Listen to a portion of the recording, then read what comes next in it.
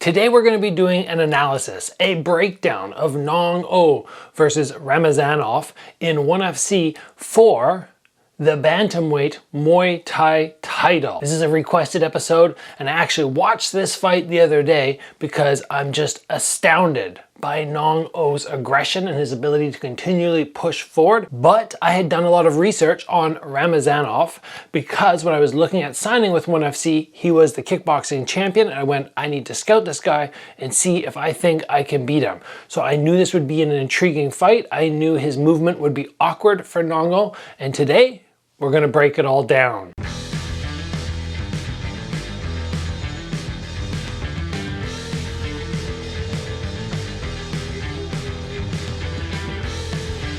Before we get to the Nong-O Ramazanov breakdown, I would like to thank the sponsor of this episode, XMartial. Fantastic gear, apparel, fight gear, gloves, shin pads, all sorts of other things. You guys can head over to xmartial.com, which is in the description below. Use the promo code Gabriel Varga to save 10% and just check out this website. There's some fantastic stuff there. In particular, I just wanted to make a point and let you know that I've been using their shin pads for sparring, especially in the last camp, and I was delighted with them. And I'm very picky about my shin pads, so keep that in mind. So let's get into this fight straight away. One of the things that I note when watching is Nong-O is just a scary beast. He's a hard guy to back up. He's a hard guy to stop that constant pressure. And how do you go about doing that with somebody who is just constantly trucking forward, who hits so hard? Ramazanov has the right idea in the first round. Lots of movement, trying to keep his back off the ring ropes.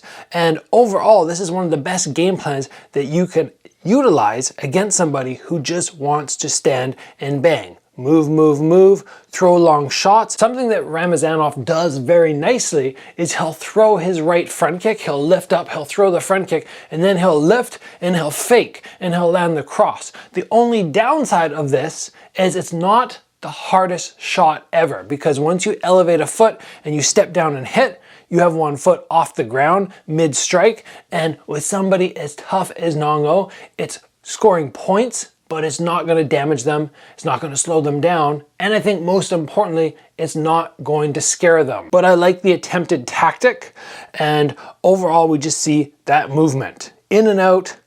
Nong-O, on the other hand, is really just feeling out. That's the process he's in right now. He does a very good job of just pulling his head back. He's firing in those low kicks, which he damaged Liam Harrison with, and he just looks like he's made of iron. It's so hard to figure out how you're gonna go about damaging him, but Ramazanov doing a very good job of making himself difficult to get caught and just playing around right now, early on. And that's one of the main things that you got to do here. Now we're already past the midway point of the first round.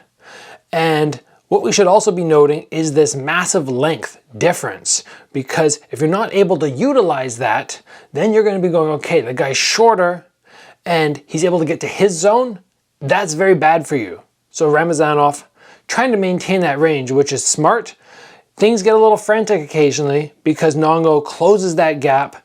And then we see Ramazanov going, oh, what do I do from here? And he panic throws back. That seems dangerous to me, but he did land a very nice throw right there on Nong-O, and just a game plan at first where I'm going, I like it. It's awkward enough that it's just throwing Nong-O off a little bit. The big question will be, can he maintain this for 5 rounds? And can he make sure that he is stealing rounds with that mobile fight style, which occasionally looks like you're not really wanting to engage. And we do see Nong-O in this round land some of the bigger shots, even though Ramazanov is landing the throws. So that comes to the end of round number 1. We have something very close here. Going into round number 2, what am I looking to see? Well, I will guess that Nong-O is being told by his corner that, or just in his own mind, that it's time to pressure up a little bit more. Maybe as he enters, head off the center line. If I was not Nong-O, I don't think Nong-O really worries about lots of fakes, but if it was somebody else, I'd be saying, yeah, start faking your way in.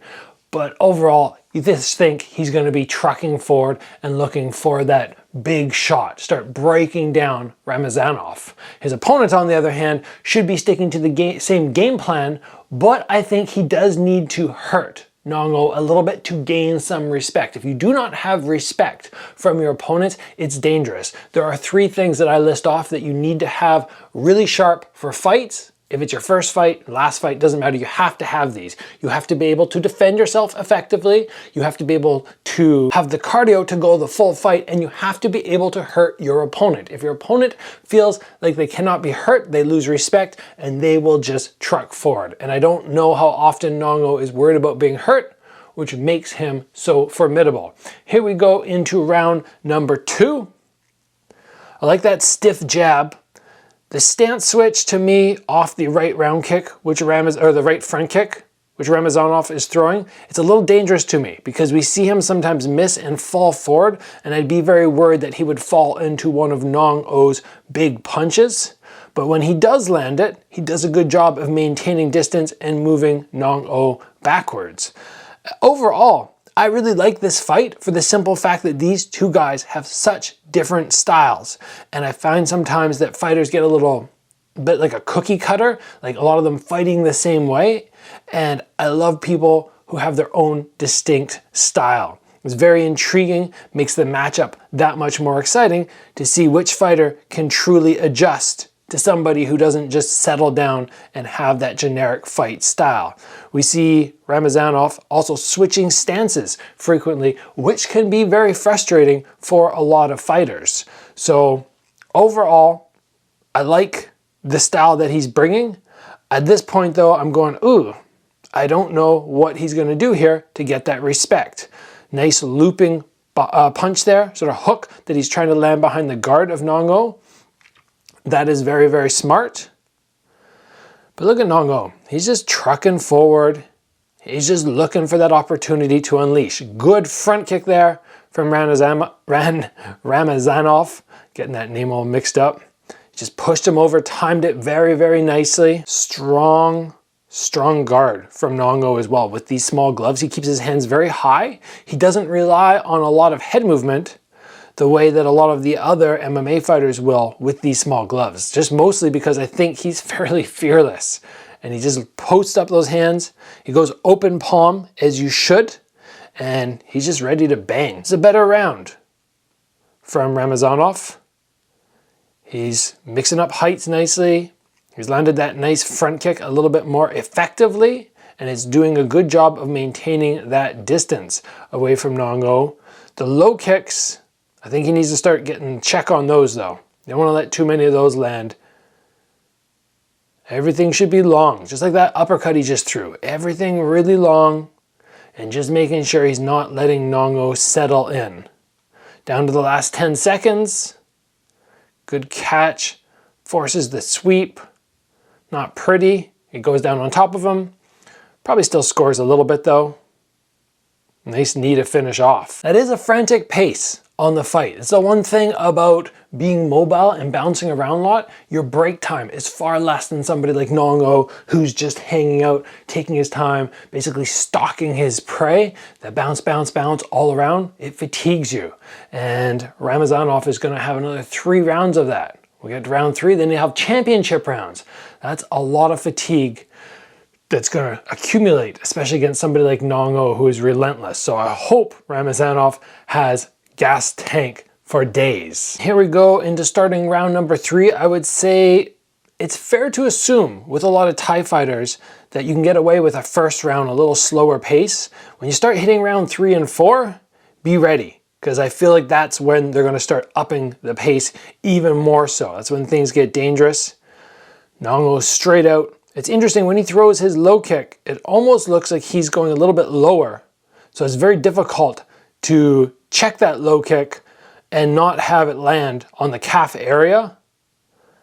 It's scary because he throws so hard as well. He doesn't seem worried at all about landing on shin. He's just throwing down to the leg. We saw him do that with Liam Harrison. He just did not care if Liam checked or bent into it. He just throws. His legs must just be like iron. He does a nice job, Nong-O, of just moving his head off the center line when he gets combo going. It looks like he's cut on the forehead. That might have been from the last round, but I actually missed that. Watching it this time, last time I noticed it. Oh, sharp shot from the inside from Nong-O there. Good retaliation by Ramazanov. But it just looks like Nong-O is starting to get him backed up to the ring ropes where he does not want to be. Yeah, right there. That's a terrible time to be caught and not have anywhere to back up to. Big, solid flurries now. Ramazanov saying, come on, come on. But when people say that, I don't like it. I feel like you're letting them know that something in the fight has changed as opposed to just continuing that movement, keeping that poker face. Nong-O just relentless. That looked like it hurt him to the body. Now he's on the attack.